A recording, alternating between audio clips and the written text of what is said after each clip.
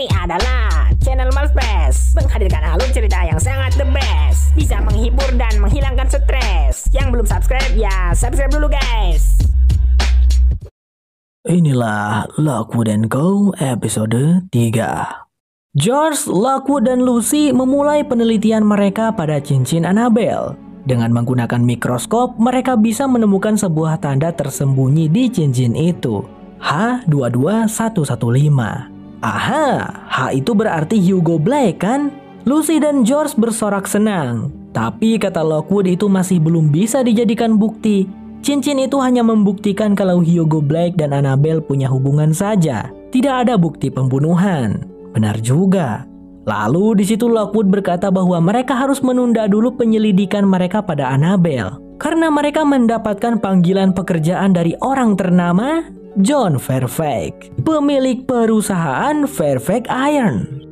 Perusahaan Fairfax Iron adalah perusahaan yang paling sukses memproduksi pertahanan besi guys. Jadi sekarang itu rumah-rumah penduduk harus dilengkapi dengan pertahanan besi untuk perlindungan dari hantu.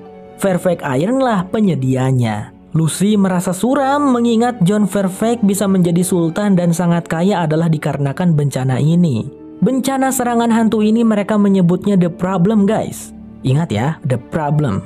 Singkatnya bertemulah mereka bertiga dengan John Fairfax. Katanya John memiliki sebuah properti terbengkalai bernama Combi Cary Hall.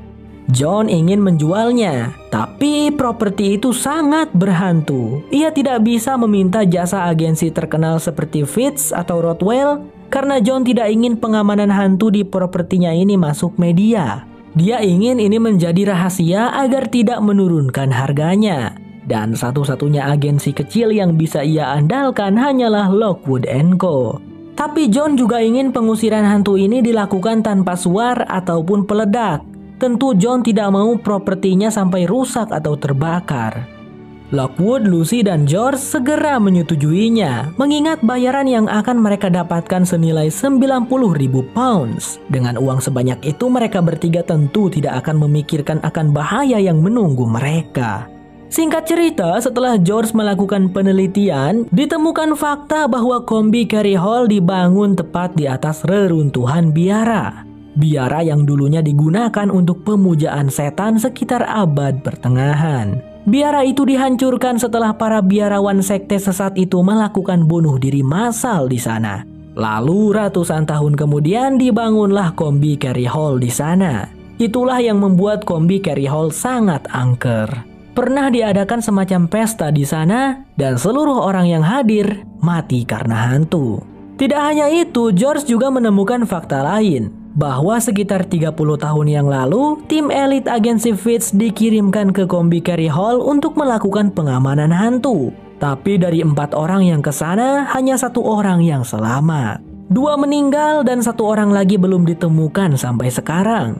Mereka bertiga tentu saja merasa ngeri mengetahui fakta itu. Apalagi mereka tidak diperbolehkan untuk membawa suar dan bom magnesium. Ini seperti misi bunuh diri. Tapi ketiganya tidak punya pilihan lain demi menyelamatkan agensi Lockwood & Co. Singkat cerita, pada hari H sampailah mereka bertiga di kawasan pedesaan tempat Combi Cary Hall berada. Ada asistennya John Fairfax yang menjemput dan mengantarkan ketiganya langsung ke properti John yang bernama Combi Cary Hall itu. Di sana John sudah menunggu. Sedikit informasi, diam-diam Lockwood membawa suar bom magnesium di dalam tas perlengkapan mereka. Tapi sayangnya ketahuan karena asistennya John menggeledah terlebih dahulu tas mereka. Dan John langsung menyitanya. Untungnya pria tua itu tidak mempermasalahkan hal tersebut. John dan asistennya lantas pamit pergi karena matahari akan segera terbenam. Katanya keduanya akan kembali lagi pada besok pagi. Beberapa saat setelah kedua orang itu pergi, Lockwood sepertinya pergi sebentar untuk mengambil sesuatu. Itu adalah suar bom magnesium besar. Ternyata kemarin Lockwood datang ke tempat ini melakukan pemantauan sekaligus menyelundupkan sebuah suar bom. Sedangkan suar-suar kecil di tas mereka tadi hanyalah pengalihan. George dan Lucy pun terkejut sekaligus menarik napas lega. Suar bom magnesium ini kekuatannya sangat dahsyat teman-teman. Harganya juga sangat mahal, ujar Lockwood.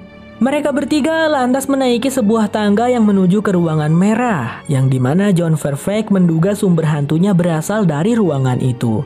Tangga yang menuju ruangan merah disebut sebagai tangga menjerit. Tetapi anehnya Lucy tidak mendengar suara apapun di tangga tersebut, hanya ada keheningan.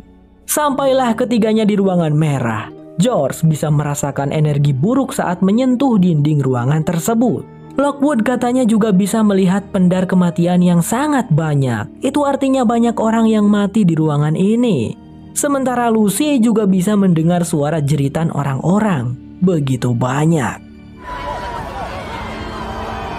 Chaos, there's too many voices. There's bad energy in these walls. Luce, help me with the chain. George segera memasang bubuk besi pada pintu masuk dan juga menahan pintu dengan sebuah penahan besi agar pintu itu tidak tertutup oleh hantu. Setelah persiapan selesai, George disuruh untuk menjadi penjaga sementara Lockwood dan Lucy berusaha mencari sumber hantunya. Mereka juga meyakini adanya sebuah ruangan tersembunyi di ruangan merah ini. Tetapi di saat Lucy sepertinya mulai menemukan ruangan tersembunyinya, George memanggil mereka berdua untuk masuk ke lingkaran rantai karena sosok hantu mulai memunculkan dirinya. Bentuknya menyerupai darah yang menetes dari langit-langit ruangan. Jika tersentuh oleh darah itu, mereka bertiga akan mati. Dan sangat disayangkan, lingkaran pertahanan rantai mereka terlalu lebar sehingga bagian tengahnya menjadi lemah. Hantu darah itu mulai menetes ke tengah lingkaran. Ini benar-benar gawat. Di saat mereka bertiga hendak melarikan diri, pintunya tiba-tiba tertutup dan terkunci. Dan pantas saja ruangan itu dinamakan ruangan merah karena... Definitely got something here. Good. Come on. Don't be shy. See what have you found? Well, I'm not sure. One ghost. The door. I'd like to start running. Lucy, please tell me. Are we supposed to... Oh, shit. Untungnya di detik-detik terakhir Lucy berhasil menemukan ruangan tersembunyinya. Mereka bertiga segera masuk ke ruangan tersebut dan berhasil selamat. Nyaris. Menurut George, yang barusan itu bukan hanya satu hantu, melainkan sangat banyak. Dan sungguh mereka tidak mengerti bagaimana hantu-hantu itu bisa membuat pintu tertutup. Padahal sudah ditahan dengan penahan besi yang berat. Apakah hantu-hantu ini tipe 2 jenis yang baru? Pikir mereka. Lalu alat pendeteksi suhu yang dibawa George berbunyi lagi. Suhunya menurun, yang berarti ruangan barusan bukanlah ruangan yang paling angker. Di bawah sana ada sesuatu yang lebih angker lagi. Di lorong menuju tangga, mereka bertemu dengan sosok hantu samaran Pendy. Siapa itu samaran Pendy? Samaran Pendy adalah agen yang menghilang di Combi Cary Hall. Sosok hantu samaran Pendy seakan memberi isyarat pada mereka untuk jangan melanjutkan perjalanan. Tapi mereka bertiga tidak gentar. Mereka bertiga lantas menuruni tangganya. Barulah di situ Lucy bisa mendengar suara-suara. Wah, jangan-jangan inilah tangga menjerit yang sebenarnya. Dan ruangan merah yang sebenarnya berada di bawah sana. We're going down there. Wait a minute. George. Lucy, hold on. Fairfax and show business. Go. Get off it now. Setelah tiba di bawah sana, mereka bertiga menemukan sebuah sumur tua yang kelihatannya sangat creepy. Di sebelah sumur tersebut terdapat mayat samaran Pendy. Akhirnya ketemu oleh mereka. Tapi belum saja Lucy dan kawan-kawan mencoba mencari sumber hantu, tiba-tiba dari tangga bermunculan sosok-sosok hantu para biarawan yang bunuh diri massal di tempat itu. Sangat mengerikan. Lockwood dan Lucy bersiap dengan pedang rapiernya, meminta George untuk berusaha mencari sumbernya sementara mereka mencoba mengulur waktu. Sosok-sosok gelap itu datang beramai-ramai. Suara-suara komat kamit mantra setan bergema ngeri.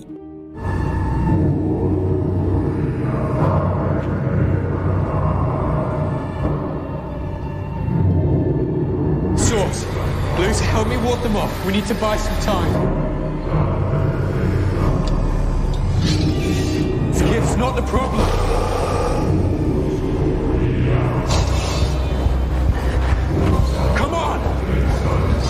Lucy tiba-tiba terjerat hantu. Ia bermimpi dirinya terjatuh ke dalam sumur tua di tempat itu. Dan tahu-tahu Lucy sudah berada di bibir sumur. Dia mulai menjatuhkan dirinya, namun Lockwood dan George keburu menariknya. Lucy kembali tersadar. Tapi kini mereka bertiga benar-benar dalam posisi hampir mati. Para hantu biarawan yang begitu banyak itu semakin mendekat. Lucy segera memberitahu Lockwood kalau sumbernya ada di dalam sumur tua itu. Kini ia tahu para biarawan sekte sesat ini dulunya melakukan bunuh diri massal dengan terjun ke dalam sumur yang sangat dalam ini. Tanpa membuang banyak waktu, Lockwood menyalakan suar bom dan... Yeah, I found the source. There's too many. Lucky I broke the deal then. Lucy, Lockwood, dan George sempat tak sadarkan diri selama beberapa saat. Dan kemudian mereka tersadar. Mereka bertiga berhasil memusnahkan sumber hantunya. Tapi Lockwood di sana merasa menyesal dan menyalahkan dirinya. Kini ia menyadari sesuatu. Sebelumnya mereka sempat melewatkannya. Bahwa di dalam foto kebersamaan Annabelle dan Hugo Blake, di sana juga ada John Fairfax. Lockwood menduga bahwa kekasihnya Annabelle sebenarnya adalah John. John cemburu melihat kedekatan Annabelle dengan Hugo Blake, maka dari itu John membunuh Annabelle. Cincin itu adalah pemberian dari John untuk Annabelle. Di balik kode H22115 itu pasti ada bukti tertentu yang bisa membuktikan bahwa John pembunuhnya. Makanya John mengutus seseorang untuk mencuri cincin tersebut dari mereka. Tapi karena tidak berhasil, John pun mengundang mereka, menugaskan mereka bertiga dalam misi bunuh diri. Kematian mereka bertiga tentunya nanti hanya akan dianggap kecelakaan, dan kasus Annabelle Ward tidak akan ada lagi yang menyelidiki. Tapi untunglah Lockwood menyelundupkan suar bom magnesium ya guys ya. Lockwood di situ segera mengajak Lucy dan George untuk segera pergi sebelum John dan asistennya kembali. Ini sepertinya masih subuh dan belum terbit matahari. Pantas aja ya ketika Lucy disuruh untuk melihat Hugo Blake dan disuruh merasakan apa yang dirasakan Annabelle. Lucy tidak merasakan apapun ketika melihat Hugo Blake karena Hugo Blake bukanlah pembunuhnya. John Fairfax pembunuhnya. Lanjut. Namun tanpa diduga, mereka bertiga disergap oleh John dan asistennya yang ternyata masih berada di rumah itu. John membawa senapan dan juga mengenakan sebuah kacamata aneh. Oh, terjawab sudah mengapa pintu ruangan merah tadi bisa tertutup dan terkunci. Meskipun sudah ditahan dengan penahan besi, mereka lah yang melakukannya, bukan ulah hantu. Dan kalau kalian penasaran apa itu fungsi kacamata aneh yang dipakai oleh John, ku kasih tahu nih. Kacamata tersebut berfungsi untuk melihat hantu. Kan aku udah kata kalau orang biasa tidak bisa melihat hantu. Kalau diserang sama hantu nggak akan bisa menghindar karena gak kelihatan. Makanya John menggunakan kacamata tersebut. Lockwood di situ juga akhirnya menyadari kalau asistennya John lah yang tempo hari menyusup ke markas mereka. Ini semacam skakmat bagi Lockwood dan kawan-kawan. John di situ berniat untuk membunuh mereka bertiga dan memasukkan ketiganya ke dalam sumur tua. Namun tidak segampang itu. Di situ Lucy berusaha menghentikan. Stop, tunggu dulu Pak John, begitu. Ia menunjukkan cincin Annabelle yang dibawanya kepada John. Tiba-tiba Lucy melemparkan cincin tersebut dan keluarlah hantu Annabelle. John Fairfax segera memakai kacamatanya, akan tetapi hantu Annabelle keburu merasuki dirinya. Dan beginilah penampakan jika seseorang terserang hantu. John Fairfax langsung meninggoy. Setelah itu, Lockwood segera mengambil cincinnya dan memasukkannya kembali ke dalam liontin perak. Itu sangat tidak terduga. Hantu Annabelle telah menolong mereka bertiga. Asistennya John yang tinggal sendirian memutuskan untuk melarikan diri. Namun di luar sana sudah berdatangan para petugas keamanan dari Deep Prague. Singkatnya, hari sudah terang. Kepada Inspektur Barnes, Lockwood menceritakan semuanya tentang mereka yang dijebak oleh John untuk terbunuh di tempat ini. Dan juga tentang John lah dalang dari pembunuhan Annabelle Ward. George menunjukkan bukti kedekatan John dengan Annabelle serta mereka punya saksi lain yaitu asisten John Fairfax yang ikut mendengar pengakuan John tadi. Inspektur Barnes cukup terkejut mendengar fakta tersebut. Tapi kedatangan wakil komisaris membuat Inspektur Barnes harus beranjak dulu. Ia menyuruh Gibbs untuk membawa Lockwood dan kawan-kawan ke dalam mobil. Setelah berbicara dengan wakil komisaris, Inspektur Barnes menemui Lockwood, Lucy, dan George. Dengan berat hati, ia menyuruh ketiga remaja itu untuk mentandatangani surat kerahasiaan. Jadi, semua tentang John Fairfax yang mereka ketahui harus dirahasiakan rapat-rapat dari publik. Kalian harus mentandatanganinya ya, ini demi keselamatan kalian. Dan juga sebagai imbalan, hutang kalian senilai 60.000 pounds itu akan dibayarkan oleh perusahaan Fairfax, ucapnya Inspektur Barnes. Lockwood, Lucy, dan George dengan terpaksa mentandatanganinya. Mereka bertiga tentu sangat kecewa, tapi setidaknya kita masih hidup, ungkap Lucy. Singkat cerita, mereka bertiga menghadiri pemakamannya samaran Pendy. Tanpa disangka, mereka bertiga di sana bertemu dengan Penelope Fitz, pemilik agensi Fitz yang sangat terkenal itu. Penelope berterima kasih kepada mereka bertiga karena sudah menemukan mayatnya samaran Pendy. Masih ingat kan kalian tadi waktu ku bilang sekelompok agen yang mencoba melakukan penyingkiran hantu di Combe Carey Hall, tapi yang selamat cuma satu orang. Itu adalah ibunya Penelope Fitz, yaitu Marissa Fitz. Ya, benar, Marissa Fitz yang legendaris itu. Marissa Fitz adalah pendiri agensi Fitz, kemudian setelah Marissa meninggal diwariskan pada putrinya yaitu Penelope. Singkat cerita, Lockwood, Lucy, dan George sudah kembali ke markas. George ternyata mengambil kacamata milik John Fairfax. Ia sedikit terganggu dengan simbol yang ada di kacamata itu. Simbol apa itu? Harpa bukan sih guys? Tapi itu tidak penting. Lockwood menyuruh Lucy untuk menyimpan kacamata tersebut di basement sambil ia memperlihatkan sesuatu kepada Lucy. Itu adalah sertifikat lulus kelas 4 resmi untuk Lucy, hadiah dari Deep Rag. Dan Lockwood yang mentandatanganinya. Lucy segera ke ruang basement untuk menaruh sertifikatnya itu. Tapi di sana, ia tidak sengaja menarik tuas pada toples tengkorak berhantu. Lucy langsung merasa lemah saat tengkorak itu seperti memanggil namanya. Sementara itu, George dan Lockwood mulai khawatir karena Lucy pergi terlalu lama. Dan mereka mendengar suara gedebu gitu di bawah. Ternyata, Lucy di bawah sana sudah tidak sadarkan diri. Lockwood & Co. bersambung, berlanjut ke episode 4. Inilah Lockwood & Co. episode 4. Sebelum memulai episode 4 ini, aku ingin membahas poin-poin penting yang harus kalian ingat, biar nanti tidak pusing ke depannya. Pertama, aku ingin kalian mengenal sosok pria bernama Dr. Edmund Bickerstaff. Dia seorang pria biasa yang bekerja sebagai dokter keluarga. Dr. Edmund hidup di abad 18, sekitar tahun 1870-an. Itu berarti di masa kini Dr. Edmund ini sudah meninggal ya teman-teman. Kedua, aku ingin kalian tahu kalau di London ada sebuah pemakaman besar bernama Kensal Green. Pemakaman Kensal Green ini sudah ada sejak abad 18. Dan pemakaman Kensal Green ini dulunya adalah milik Blackton Bickerstaff, ayahnya Dr. Edmund. Pada masa itu Dr. Edmund membuat skandal yang sangat menggemparkan. Dia ketahuan menggali kuburan di pemakaman Kensal Green.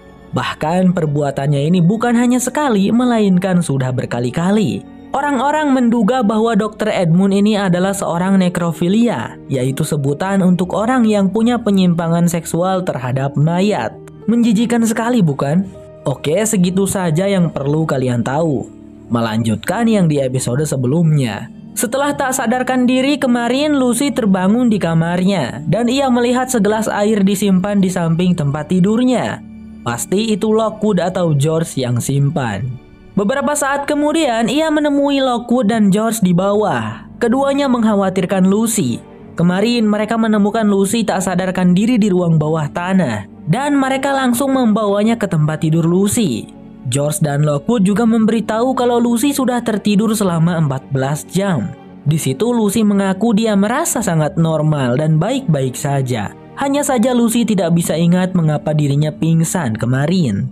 Tiba-tiba ada yang mengetuk pintu markas mereka. Seorang pria tua dan seorang wanita. Mereka memperkenalkan diri. Yang pria bernama Sebastian sedangkan yang wanita adalah Pamela, rekannya.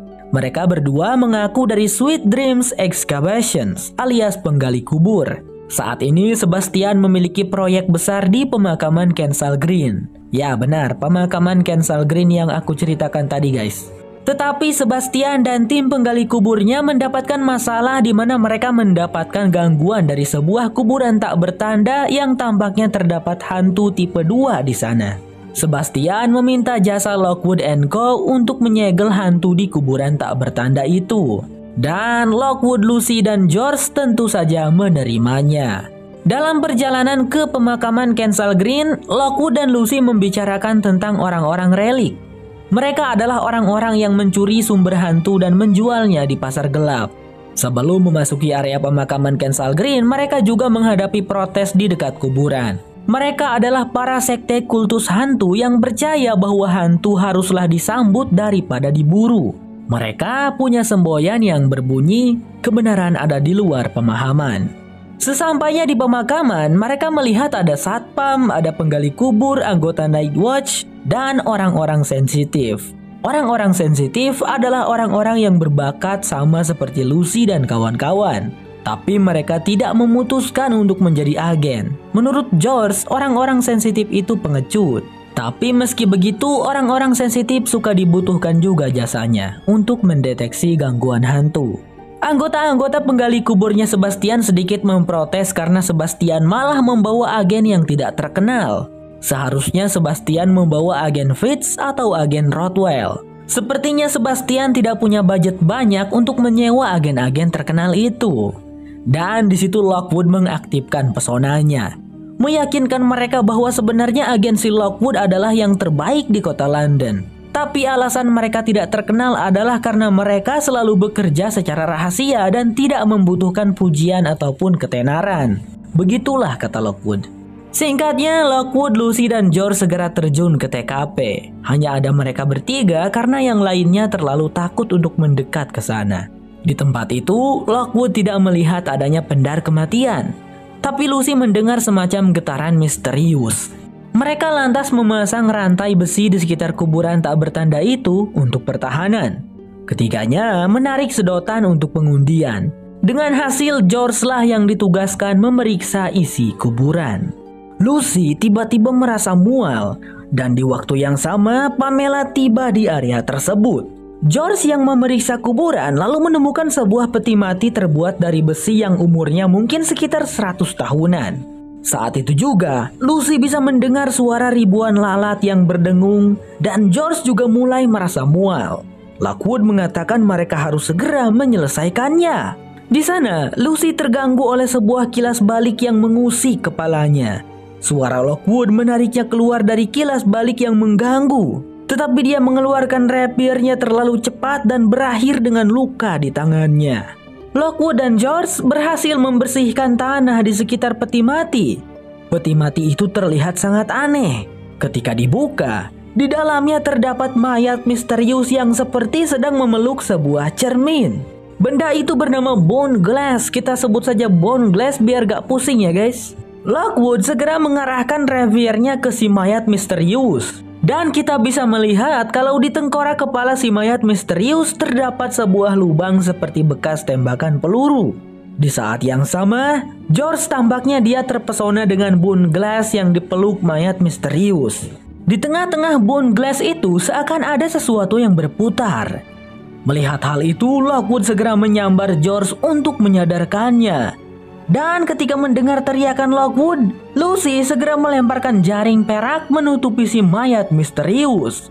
Seketika semua area negatif menghilang karena sumbernya sudah berhasil tersegel.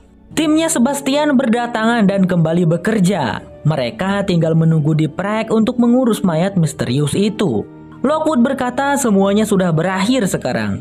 Dia lalu pergi dengan Sebastian untuk mendapatkan pembayaran mereka. Di momen itu, Lucy terganggu dengan sebuah nisan di dekat situ. Itu berbentuk seperti tengkorak dan Lucy akhirnya mengingat bahwa hantu tengkorak di dalam toples berbicara kepadanya kemarin. Dan itulah mengapa dia pingsan. Di saat yang sama, Pamela mengajukan pertanyaan-pertanyaan tentang detail mayat misterius kepada George. dan George membawanya lebih dekat untuk memeriksanya. Tetapi George malah terpeleset, dan ketika ia bangkit berdiri, dia tidak sengaja membuat jaring peraknya terlepas dari si mayat misterius. Seketika penampakan berasap keluar dari mayat misterius itu. Semua orang panik.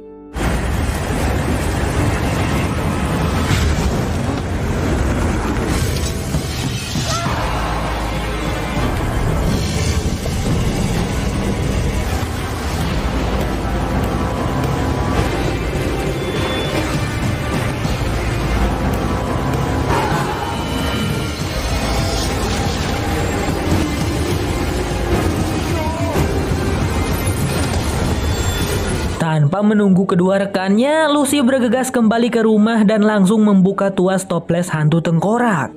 Benar saja tengkorak hantu itu berbicara, guys. Itu artinya hantu yang berada di dalam toples ini adalah tipe 3. Dan Lucy mampu berbicara dengannya. Oh iya, sedikit informasi. Toples berisi hantu tengkorak ini adalah hasil curian George ketika George masih bekerja di agensi Fitz. Ya, dulu George pernah bekerja di agensi Fitz. Si hantu tengkorak berusaha meyakinkan Lucy untuk melepaskannya dari dalam toples itu.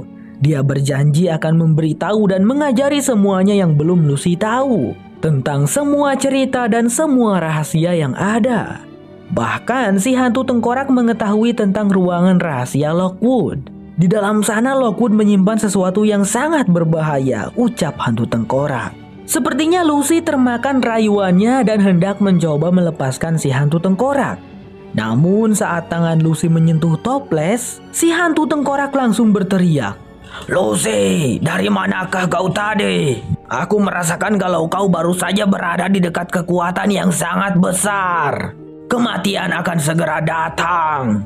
Lucy langsung menutup tuas toplesnya dan hantu tengkorak itu tidak bisa berbicara lagi. George dan Lockwood tiba di rumah. Mereka berdua bertengkar. Lockwood memarahi George karena dia terlalu ceroboh. "Untung saja kau dan Pamela tidak mati," ujarnya Lockwood. Namun George lebih mengkhawatirkan tentang bone glass. Menurutnya itu bukanlah benda biasa dan ia merasa harus menyelidikinya. Ada sebuah tulisan aneh di bone glass itu. Lucy tiba-tiba menyerbu masuk sambil membawa toples hantu tengkorak. Ia langsung memberitahu kedua rekannya tentang dirinya yang baru saja berbicara dengan hantu tengkorak di dalam toples ini. Mendengar hal itu, George dan Lockwood tidak percaya.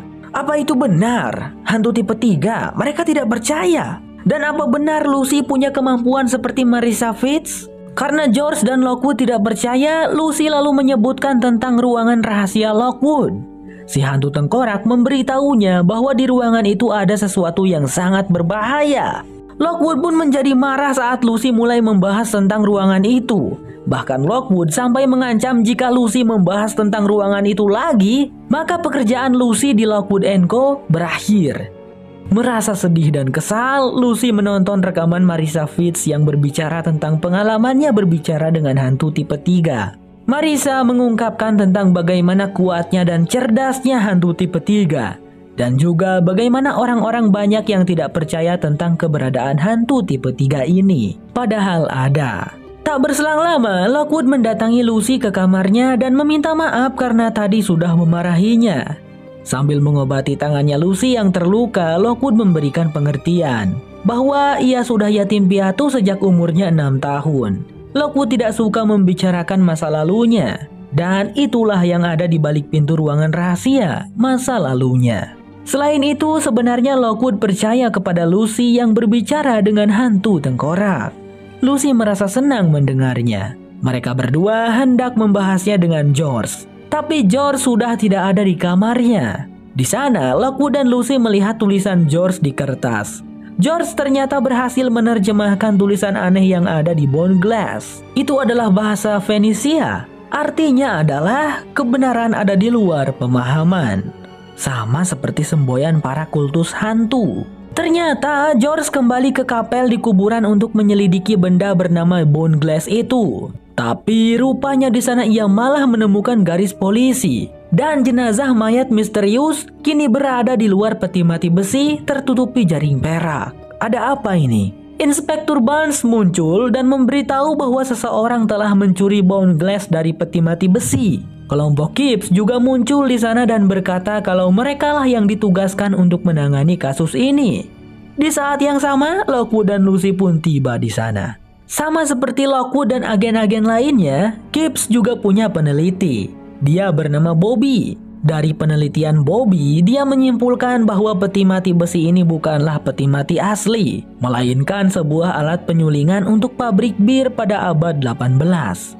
Mengutip perselisihan perburuhan pada masa itu, Bobby menyimpulkan bahwa mayat misterius ini mungkin adalah pemilik tempat pembuatan bir yang dibunuh, dimasukkan ke dalam alat penyulingan yang ada di pabrik dan dikuburkan dengan tergesa-gesa. Tapi George berpendapat lain. Menurutnya, mayat ini adalah Dr. Edmund Bickerstaff. Ya, Dr. Edmund yang terkenal karena perbuatan tercelanya yang suka menggali kuburan mayat di pemakaman Kensal Green dan dijuluki nekrofilia. Tapi kini George mulai menyadari sesuatu. Merujuk pada tulisan di bone glass yang sudah ia terjemahkan berbunyi, kebenaran ada di luar pemahaman. Itu adalah semboyan para kultus hantu. Kultus hantu atau okultisme sejak dulu sudah ada bahkan sebelum The Problem terjadi. Jika kalian lupa, The Problem adalah sebutan untuk bencana serangan hantu di dunia. Jadi menurut George, Dr. Edmund adalah seorang okultisme, penganut sekte sesat pemuja hantu. Dr. Edmund menggali kuburan di pemakaman Kensal Green adalah untuk kepentingan ritual setannya, bukan nekrofilia. Begitu pendapat George. Dan dia yakin kalau pada masa itu Dr. Edmund dibunuh, mengingat ada sebuah lubang peluru di tengkorak kepalanya. Bone glass adalah benda terkutuk milik Dr. Edmund. Benda itu sengaja dikuburkan dengan jasad Dr. Edmund di dalam peti mati besi untuk perjagaan, karena orang-orang dulu sepertinya merasa takut mendapatkan teror. Ya, meskipun pada masa itu The Problem belum terjadi, tapi kepercayaan terhadap gangguan-gangguan hantu sudah ada sejak dahulu kala. Nah, kenapa bone glass Dr. Edmund ini bisa dicuri? Itu karena benda tersebut pastilah sangat-sangat mahal harganya di pasar gelap. Seseorang yang mencuri bone glass kemungkinan besar adalah orang-orang relik. Lockwood dan Lucy tampak sangat kagum kepada George. Bangga George berada di tim mereka. Lockwood lalu berdebat dengan Gibbs memperebutkan kasus ini. Tidak mau terjadi kegaduhan, Inspektur Barnes lantas menempatkan kedua tim dalam kasus ini. Bekerja sama dan bayarannya nanti akan dibagi dua. Inspektur Barnes memberitahu mereka untuk menemukan bone glass itu secepat mungkin. Di luar, Gibbs mengejek Lockwood mengatakan bahwa kasus ini di luar jangkauan Lockwood. Mereka berdua lantas bertukar hinaan, hingga pada akhirnya mereka memutuskan untuk berlomba satu sama lain untuk menemukan bone glass duluan. Yang kalah harus keluar dari industri perburuan hantu selamanya. Lockwood dan Gibbs berjabat tangan setuju. Di sana George dan Lucy tidak menyangka Lockwood menerima taruhan tersebut. Oh, you're kidding me. How is he doing?